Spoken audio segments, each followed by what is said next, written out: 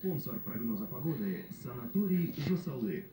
Лечение и отдых круглый год.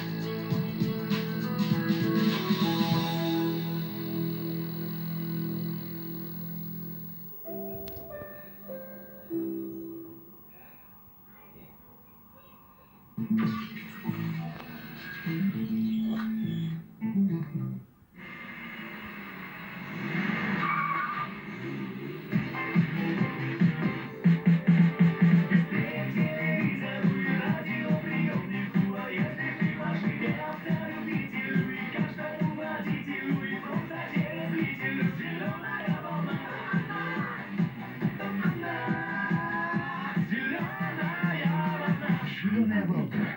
12:00 на часах студии, и мы рады вас приветствовать в эту среду. Почему? Потому что среда общественная, всегда полезная, всегда информативная, в принципе, как и все наши программы. Но сегодня среда необычная, и мы сегодня встречаем в гостях Мируэрт Симбаевну Заркинову. Это руководитель отдела по работе с физическими лицами УГД по району имени Казыбек-Би города Караганды. И сегодня мы будем говорить о чем? О декларации. Добрый день, Мируэрт. Добрый день.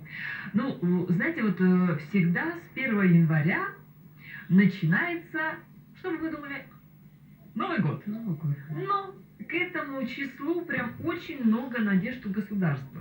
Мы, например, до Нового года очень много новостей читали, что с 1 января вступает закон, в силу закон такой-то, такой-то, то-то будет с 1 января. И это 1 января уже так обросло уже мифами. То есть оно еще не наступило, но его уже